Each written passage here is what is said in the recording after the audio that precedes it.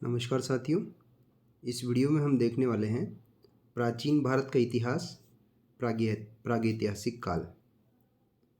आर्य publication, आर्य competition times की ये books है, गाइड है। बहुत अच्छा कंटेंट इसमें दिया है और काफ़ी सारी बुक्स को मिला करके इन्होंने काफ़ी मेहनत करके बहुत अच्छा कंटेंट इसमें तैयार किया है, तो हम इसको अध्ययन करेंगे। और मैं ऐसा मानता हूँ कि अगर आप इस एकमात्र बुक को भी अच्छे से बाय हार्ट लर्न कर लेते हैं तो हिस्ट्री से रिगार्डिंग कोई सा भी एग्ज़ाम आप निकाल सकते हैं। इतना अच्छा कंटेंट इसमें है। आर्य कंपटीशन टाइम्स, अभी इन्होंने ऑब्जेक्टिव भी निकाली है। तो चलिए शुरू करते हैं। प्रागैतिहासिक काल।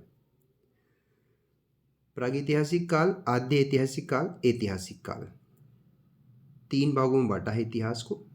तो प्रागैतिहासिक काल वो होता है जिसका कोई लिखित साक्ष्य उपलब्ध नहीं है और इस काल का इतिहास पूर्णतः उत्खनन में मिले पुरातात्विक साक्ष्यों पर निर्भर है। तो पाषाण काल को प्रागैतिहासिक काल में रखा जाता है। ठीक है, तो प्रागैतिहासिक काल जिसका कोई लिखित साक्ष्य उपलब्ध नहीं है। और इसको कैसे लिखते हैं, इसके बारे में कैसे लिखा गया है, तो उत्खनन में जो पुरातात्विक साक्ष्य मिले हैं उनके आधार पर अनुमान लगा करके, कड़ी से कड़ी जोड़ करके और प्रागैतिहासिक काल का इतिहास लिखा गया है। तो पाषाण काल को प्रागैतिहासिक काल में रखा जाता है। दूसरा है आद्य ऐतिहासिक काल। इस काल की लिखित लिपि तो है पर या तो उसे पढ़ नहीं सके हैं, पढ़ने में सफलता नहीं मिली है, या फिर उसकी प्रामाणिकता पे डाउट है, संदिग्ध है उसकी प्रामाणिकता कि ये जो पढ़ा गया है वो सही पढ़ा गया है या नहीं।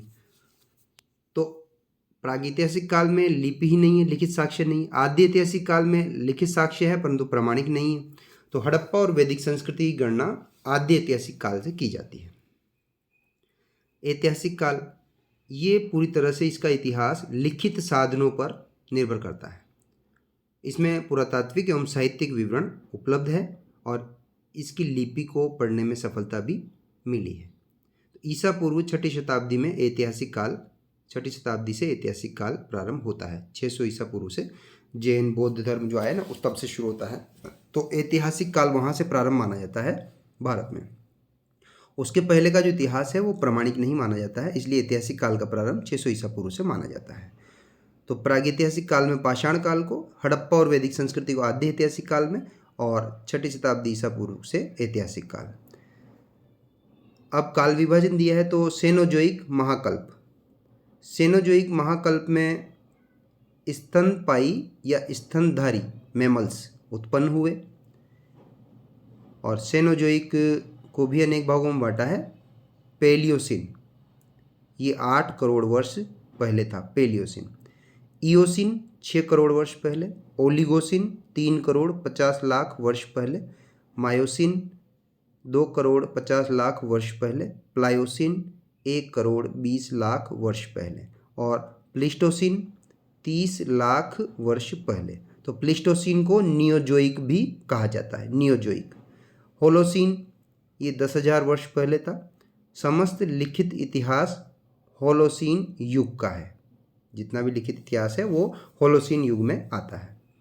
लगभग 360 लाख वर्ष पहले प्राइमेट प्रजाति उत्पन्न हुई। 360 लाख वर्ष पहले मतलब 3 करोड़ और 60 लाख वर्ष पहले। लगभग 240 लाख वर्ष पहले होमिनोइड प्रजाति विकसित हुई। तो देखिए, प्राइमेट प्रजाति ज़्यादा पुरानी है, तो अगर इसका कालक्रम मिलाए तो पहले प्राइमेट प्रजाति आएगी, उसके बाद होमिनोइड आएगी।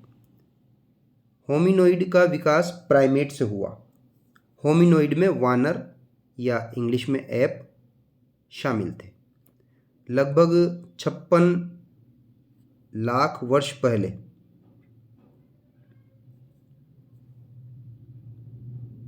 होमिनिड प्रजाति विकसित हुई। देखिए, होमिनोइड अलग है और होमिनिड अलग है। होमिनोइड तो 240 लाख वर्ष पहले विकसित हुई और होमिनिड 56 लाख वर्ष पहले विकसित हुई। होमिनिडों की विशेषता बता रहा है जो 56 लाख वर्ष पहले थे। ये सीधे खड़े होकर चलते थे और इनके मस्तिष्क का आकार बड़ा था। होमिनिड ये अपने हाथों से औजार बना सकते थे होमिनिड। ये दो विशेषताएं हो गई, एक तो सीधे खड़े होकर के चलते थे और मस्तिष्क का आकार बड़ा था और अपने हाथों से औजार बना सकते थे।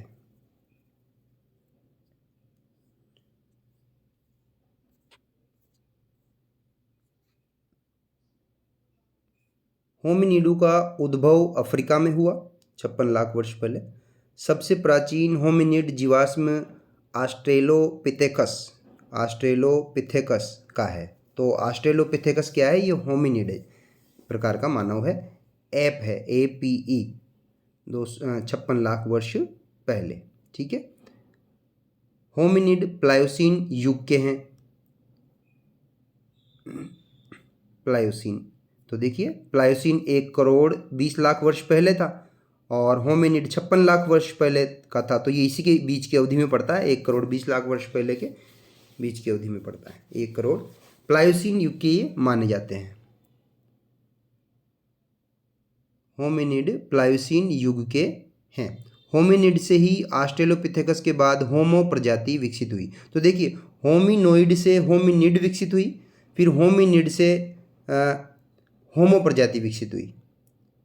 तो होमिनिड का सबसे प्राचीनतम जीवाश्म तो ऑस्ट्रेलोपिथेकस है और ऑस्ट्रेलोपिथेकस के बाद जो होमिनिड प्रजाति थी वो होमो प्रजाति विकसित हुई। रामापिथेकस प्रजाति 1.2 करोड़ वर्ष पहले आई। रामापिथेकस लगभग 56 लाख वर्ष से 14 लाख वर्ष पहले तक ऑस्ट्रेलोपिथेकस मानव की उत्पत्ति हुई और ऑस्ट्रेलोपिथेकस खुले मैदान में रहते थे। ऑस्ट्रल शब्द का अर्थ दक्षिण तथा पिथिकस शब्द का अर्थ वानर है। ऑस्ट्रेलोपिथेकस प्लायोसीन काल में थे। तो देखिए होमिनिड प्लायोसीन युग के हैं। अब चूंकि ऑस्ट्रेलोपिथेकस भी होमिनिड का ही जीवाश्म है, तो फिर दोनों बातें सही हैं कि होमिनिड प्लायोसीन युग के हैं और ऑस्ट्रेलोपिथेकस भी प्लायोसीन युग के हैं। ऑस्ट्रेलोपिथेकस की खोज 1959 में तंजानिया स्थित ओल्डुवई गोर्ज नामक स्थान पर हुई। ये इंपॉर्टेंट चीज़ है, इसको ध्यान रखिएगा।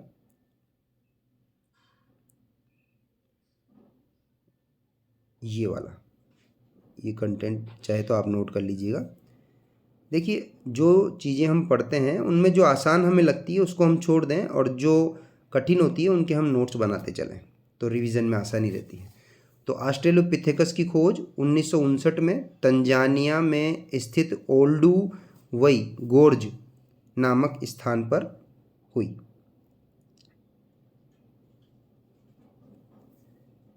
ऑस्ट्रेलोपिथेकस की तुलना में होमो का मस्तिष्क बड़ा, जबड़े बाहर की ओर कम निकले हुए, दांत छोटे होते थे। तो ऑस्ट्रेलोपिथेकस,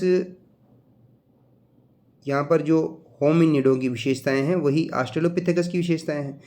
तो होमिनिड जो थे वो सीधे खड़े होकर चलते थे, मस्तिष्क का आकार बड़ा था, अब ये अपने हाथों से औजार बना सकते थे।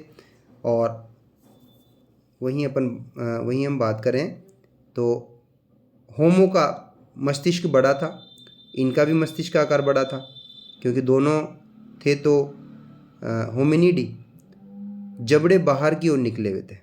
तो ऑस्ट्रेलोपिथेकस से भी बड़ा था इसका, ऑस्ट्रेलोपिथेकस का तो मस्तिष्क बड़ा था ही सही, लेकिन होमो का उससे ही बड़ा था। इनके जबड़े बाहर निकले हुए थे, दांत छोटे होते थे।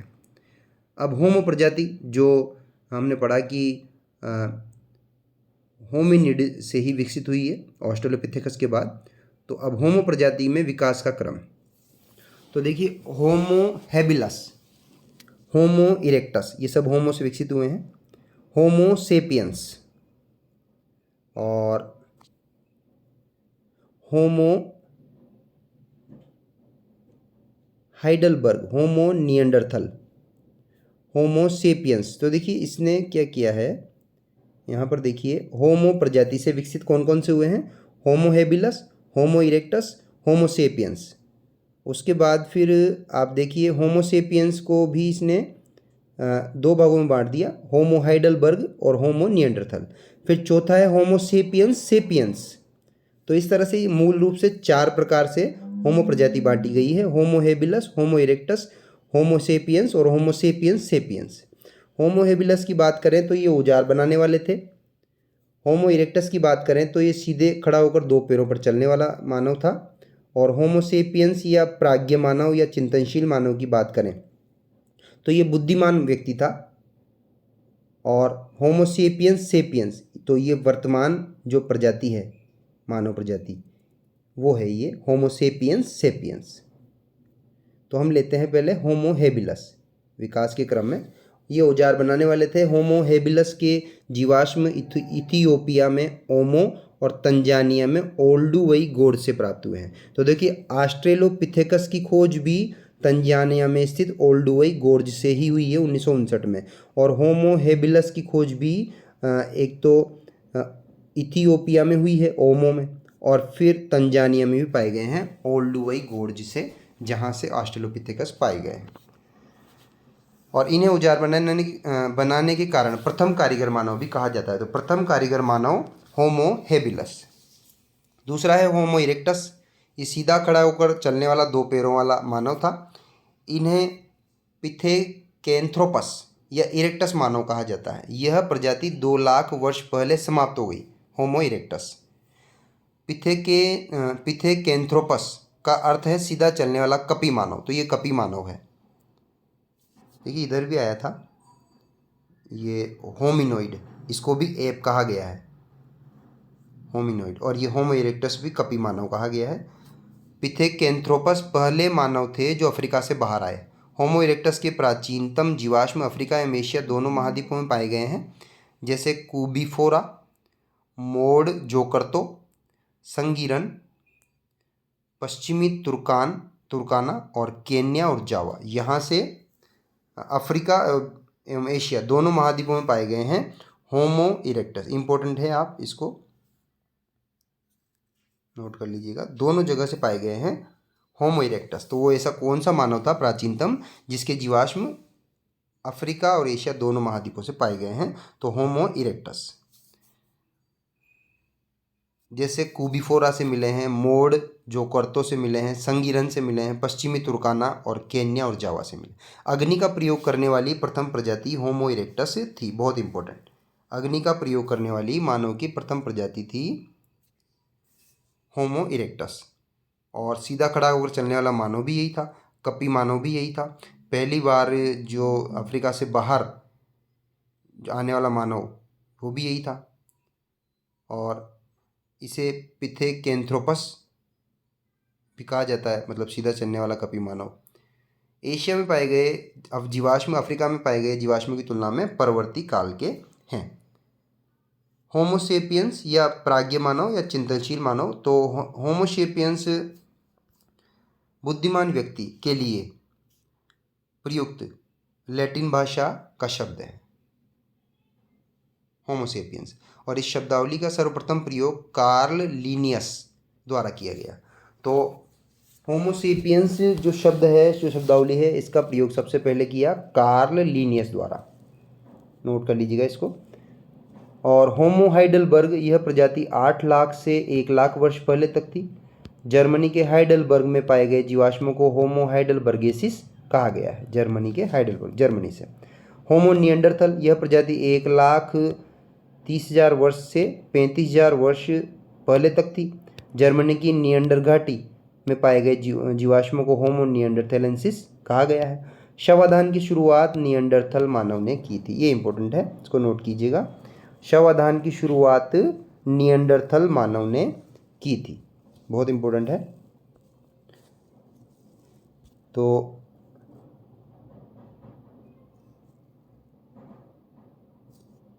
होमोसेपियंस के इसने 2 पार्ट कर दिए। होमो हाइडलबर्ग भी है, ये 8 लाख से 1 लाख वर्ष पहले और जर्मनी में। और होमो निएंडरथल, ये भी जर्मनी की निएंडर घाटी में। लेकिन शवाधान की शुरुआत की निएंडरथल मानव ने। यूरोप में मिले सबसे पुराने जीवाश्म होमो हाइडलबर्गेसिस और होमो निएंडरथल प्रजाति के हैं। बहुत इंपॉर्टेंट है, ये दोनों ही होमोसेपियंस या आद्य प्राज्ञ मानव प्रजाति के हैं। तो सबसे पुराने जीवाश्म इन दोनों के हाइडलबर्गेसिस और होमो निएंडरथल प्रजाति के। चौथा है होमोसेपियंस सेपियंस। तो यह प्रजाति वर्तमान मानव प्रजाति है जो लगभग 30,000 वर्ष पहले अस्तित्व में आई। और इनकी 2 विशेषताएं थी, एक तो उभरी हुई ठोड़ी का विकास और दूसरा है खोपड़ी का पश्च गोलाकार है। Back of the skull is rounded. ये दो विशेषताएं थी। तो पूछा जा सकता है क्वेश्चन कि उभरी हुई ठोड़ी और खोपड़ी का पश्च गोलाकार, ये कौन से मानव विशेषताएं थी? तो होमो सेपियंस की विशेषताएं थी। पत्थर के औजार बनाने और उसको उनका इस्तेमाल किए जाने का सबसे प्राचीन साक्ष्य इथोपिया और केन्या से मिला है। संभवतः ऑस्ट्रेलोपिथेकस ने सबसे पहले पत्थर के औजार बनाए थे, लेकिन सबसे पहले पाषाण औजार बनाने का श्रेय होमो हेबिलस प्रजाति को जाता है। इंपॉर्टेंट है, सबसे पहले पाषाण औजार बनाने का श्रेय होमो हेबिलस प्रजाति को जाता है। तो सबसे पहले पाषाण औजार बनाने का श्रेय होमो हेबिलस जाति को जाता है। शवाधान की शुरुआत निएंडरथल मानव ने की थी और सीधे खड़ा होकर दो पैरों पर चलने वाला होमो इरेक्टस था। औजार बनाने वाला सबसे पहले होमो हेबिलस था। बुद्धिमान होमो सेपियंस था। पाषाण उपकरणों के क्रमिक चरण, देखिए क्रमिक हैं ये, पहले इसका विकास फिर इसका विकास, ये पूछ सकता है। सबसे पहले ओल्डोवान, ये पाषाण उपकरण है। फिर एबी वैली, एशुली, कलेक्टोनियन, लेवोलवाई, माइकोक्वीन, मोस्तारी, ये पाषाण उपकरण है। तो पाषाण औजार बनाने का श्रेय होमो हेबिलस प्रजाति को दिया जाता है। ओल्डोवान, एबी वैली, एशुली, कलेक्टोनियन, लेवोलवाई, माइकोक्वीन, मोस्तारी। हम लेते हैं ओल्डोवान।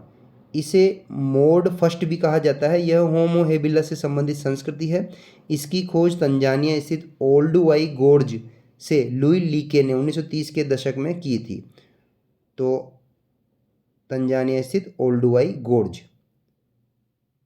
इसका काल 26 लाख से 17 लाख वर्ष पहले का है। ओल्डोवान सबसे पहला औजार है ये, ठीक है। तो होमो हेबिलस भी पाया गया तंजानिया में ओल्डुवाई गोर्ज से, और ऑस्ट्रेलोपिथेकस भी पाया गया तंजानिया में, ये 1959 में। तो दो हो गए ये, होमो हेबिलस और ऑस्ट्रेलोपिथेकस, तंजानिया स्थित ओल्डुवाई गोर्ज।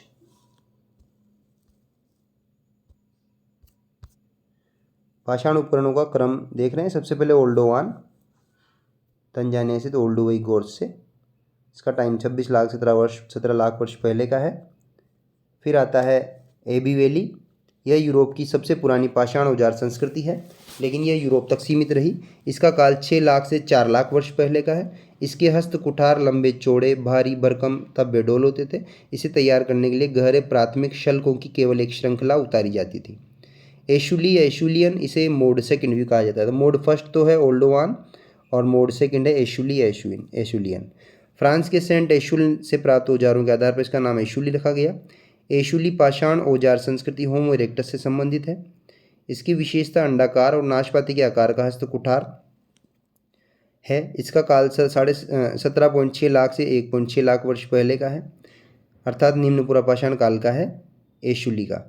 यह कुठार काफ़ी छोटे एवं सुडौल होते थे। इन्हें तैयार करने में अनेक बार द्वितीयक शल्क उतारे जाते थे तथा किनारों का व्यापक परिष्कार किया जाता था। भारत में एशुलियन संस्कृति के उपकरण सर्वप्रथम मद्रास के समीप अतिरम्पक्कम से प्राप्त हुए हैं, इसलिए इसे मद्रास संस्कृति भी कहा जाता है। एशुली संस्कृति या मद्रास संस्कृति। मद्रास संस्कृति का नाम कृष्णा स्वामी ने दिया। इंपॉर्टेंट है ये, मद्रास संस्कृति कृष्णा स्वामी। कलेक्टोनियन, इसके औजार होमो हाइडलबर्गेसिस से संबंधित हैं। ये लगभग 4 लाख वर्ष पूर्व के हैं। कलेक्टोनियन संस्कृति संभवतः एशुली संस्कृति के साथ साथ कुछ समय तक पनपती रही। फिर आता है लवोलवाई। लवोलवाई पेरिस का एक स्थान है जहाँ से फ्लिंट पत्थरों के पाषाणकालीन औजार मिले हैं। लवोलवाई पत्थरों से शल्क उतारने की विधि है जो मध्य प्लेस्टोसिन काल की है। यह पाषाण औजार संस्कृति 3 लाख से 1 लाख वर्ष पहले की है। पाकिस्तान में सोन नदी घाटी के औजार लवोलवाई तकनीक के हैं। तो देखिए एशुलियन जो औजार हैं वो मद्रास के अतिरम्पक्कम से, और लवोलवाई पाकिस्तान से सोन नदी घाटी से। तमिलनाडु में अतिरम्पक्कम में, महाराष्ट्र में नेवासा से भी इस तरह के औजार मिले हैं। तो देखिए दोनों जगह से मिले हैं। मद्रास संस्कृति अतिरम्पक्कम से एशुलियन भी मिले हैं और लवोलवाई भी मिले हैं, और महाराष्ट्र में नेवासा से भी मिले हैं लवोलवाई। माइकोक्वीन, इस पाषाण औजार संस्कृति की खोज फ्रांस के लामाइको स्थल से हुई है। इसका समय 1,30,000 वर्ष से 60,000 वर्ष पहले का है। इसकी खोज ओटो होसर ने की थी। ओटो होसर ने माइकोक्वीन की खोज की थी। और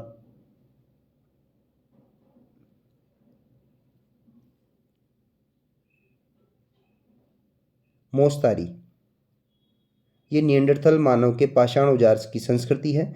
1,60,000 से 40,000 वर्ष पहले की है। यह मध्य पुरापाषाण काल का समय है।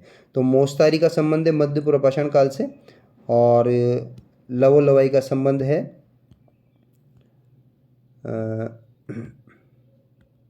निम्न पुरापाषाण काल से।